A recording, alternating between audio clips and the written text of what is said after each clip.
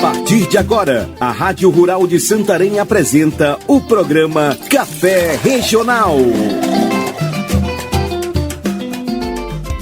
E dando sequência no Café Regional, hoje estamos falando dos riscos da mineração e o coronavírus nas comunidades. Vale ressaltar que a comunidade como um todo, Dani, é atingida e as atividades desenvolvidas dentro dos territórios também. Crianças, jovens, adultos, idosos, homens, mulheres são impactados diretamente já com a própria mineração. Agora imagine você sair de casa com a chegada do coronavírus, os malefícios que isso pode trazer, sem contar que a vida de quem trabalha diretamente com a mineração também está em perigo. E isso tudo sabe por quê, Dani? Capitalismo, lucro, ganância de ter e se apropriar do que é dos outros. Uma grande verdade, Jéssica Santos. E eu tive a oportunidade de conversar com o professor Dr. Otávio do Canto, coordenador do Grupo de Pesquisa e Sociedade e Ambiente da Amazônia, com relação aos impactos diretos provocados por grandes empreendimentos na região, dentre eles a mineração. Confira aí! As redes sociais, as mídias sociais, enfim, as tecnologias estão sendo ótimas aliadas neste período de pandemia. Muitas pessoas têm acesso a diversos conteúdos importantes sobre alimentação, educação, política, saúde e economia por meio de videoconferências, lives, transmissões online e tantos outros.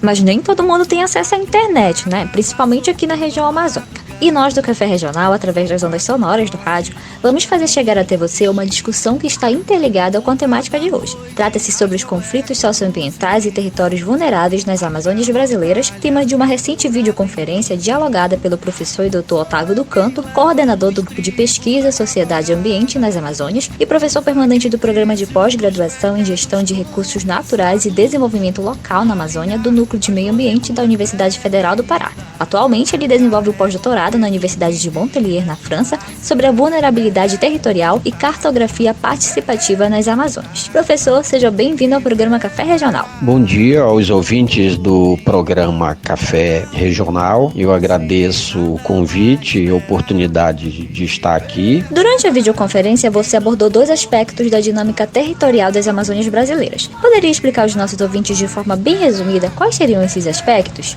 A partir dos anos 60, fundamentalmente com a instalação do governo autoritário, com o golpe militar de 1964, que instalou uma ditadura, então a partir daí começou a se desenvolver um outro modelo de ocupação da Amazônia. E nesse modelo vieram muitos projetos, uma logística diferenciada, como rodovias, por exemplo, ampliação de portos e aeroportos, expansão da rede elétrica, instalação de usinas hidrelétricas e muitos projetos de mineração veio neste processo. Então aí nós podemos pensar basicamente no processo da chamada ocupação da Amazônia por dois modelos diferentes.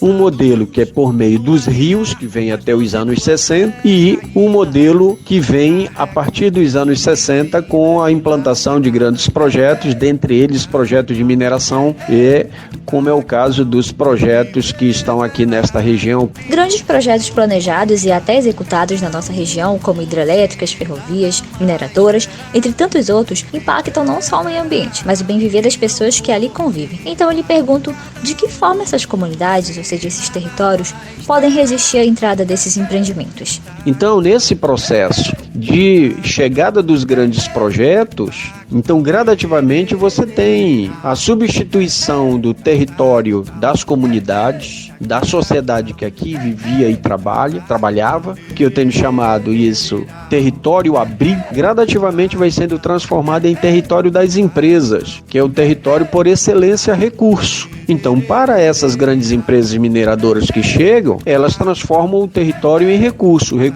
para atender os seus interesses. E o território abrigo das comunidades, elas gradativamente vão sofrendo transformação para atender os interesses dos novos empreendedores, que são os grandes projetos. Com isso, nós temos dois aspectos fundamentais. Uma enorme proliferação de conflitos sociais, e, ao mesmo tempo, problemas ambientais terríveis. Se antes as comunidades já estavam ameaçadas com a entrada desses projetos, imagine agora neste período de pandemia do novo coronavírus. Mesmo com o isolamento social, alguns empreendimentos, como por exemplo as mineradoras, os garimpos, as madeireiras, continuam suas atividades normalmente no país.